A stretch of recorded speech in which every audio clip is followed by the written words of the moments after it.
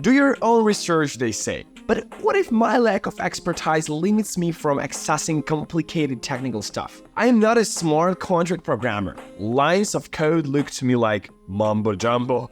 Does it mean that I have no way to address these issues? Well, no. In most cases, clients do get audited by the professionals, which is handy. Can we always rely on that?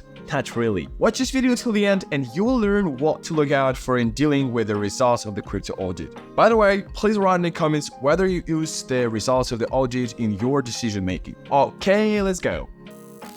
First, what is a crypto audit? Actually, there are several types of audits in crypto with different logics and processes behind them. Fundamentally, all of them are about independent examination of crypto-related entities. However, depending on what particular entity we're talking about, the details of the audit may greatly vary. Let me walk you through the main types of audits in crypto. The most well-known in the crypto space is smart contract audit. It is about examination of the code and logic of a smart contract, which is a self-executing program that automates the execution of a contract on the blockchain. The audit is used to identify vulnerabilities, bugs, and security risks that could be exploited by malicious actors and provide recommendations. It is well known that mistakes or vulnerabilities in smart contracts can cause severe damage. It is advised to check if every app or service component using smart contracts is properly audited. Next is blockchain audit. It is a comprehensive review of the blockchain network, its nodes, and its consensus mechanism to ensure the integrity, security, and reliability of the blockchain. The audit can cover various aspects such as the blockchain's architecture, protocol, and governance,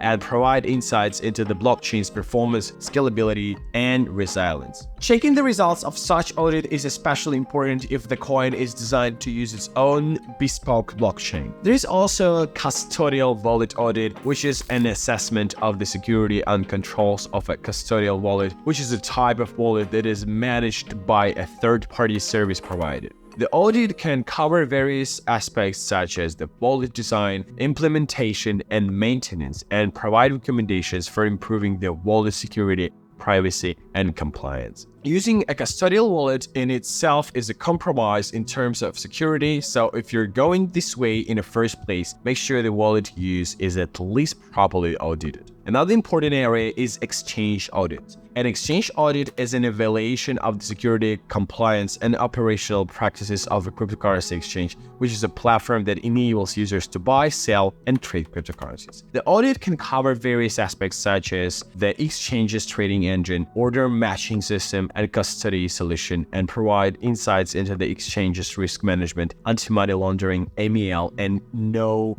your customer KYC policies. If one is entering the exchange for the first time, then checking if it is audited is a must. Next, we have a regulatory compliance audit, which is an assessment of the compliance of a cryptocurrency or blockchain-based business with the applicable laws, regulations, and standards. The audit can cover various aspects such as the business, AML, KYC policies, data protection practices, and tax obligations, and provide insights into the business risk profile, governance structure, and stakeholder engagement. In short, it is quite a useful thing. And now for a rare type these days, initial coin offering ICO audit, which is a review of the legal, financial, and technical aspects of an ICO fundraising event that uses cryptocurrencies to raise capital for a project or a startup. The audit can cover various aspects such as the ICO's white paper, business model, and tokenomics, and provide recommendations for improving the ICO's transparency, accountability, and credibility. Nowadays, ICO boom of 2017-2018 is over, and it taught us a valuable lesson. There are lots of scams in crypto space we should be aware.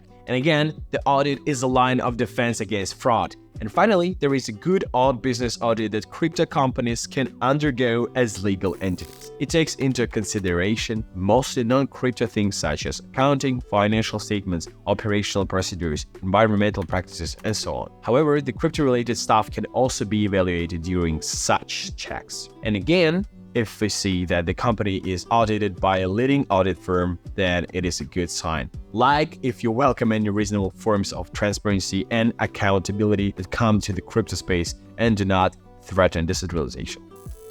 Okay, as you can see, there are many types of audits in crypto. Is it a good sign? Yes, since it means that audit became a well-developed field with its battle-tested players we can trust. But again, trust only to some extent. There are some things to be aware of. Let's go through them. Sometimes even a professional audit may fail, especially in the crypto domain, since here we always have new technologies and concepts that may turn out to be murky and unknown waters for auditors. For example, the proof of reserve. It may take some time for auditors to come up with reliable methods to measure it. And even if we think that we know how to access it, nasty surprises still may arise. Furthermore, crypto assets have a different economic model than fiat, so in many cases an audit can fail to show the full picture. The next thing to keep in mind is that audits can be automated. There are services that offer machine checks of crypto. On the one hand, having such scanners is great, but on another, human touch is still more trustworthy. So when working with the results of an audit, one should check its depth and methods. Furthermore, it is good practice to never stop after seeing a mark audited near the coin one wants to invest in. It's smart to check what type of audit it was under and what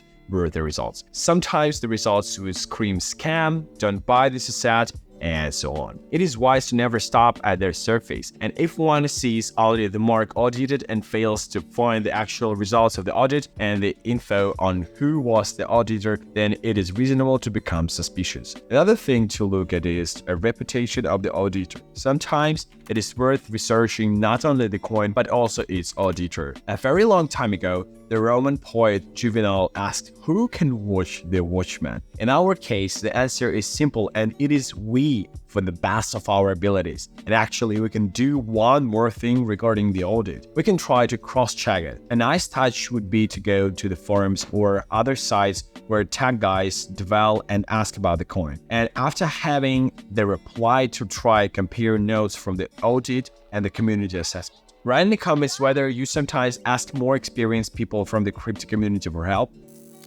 So in almost every case, an audit coming from a reliable source is better than some audit from a less known accessor, and some audit is better than no audit at all. And again, don't forget to the golden rule: do your own research. An audit done by someone else should be a part and a factor in your own research and never the substitute of it. So that was Michael with you today. Don't forget to like, push the notification button and subscribe. See you next time, guys. Bye.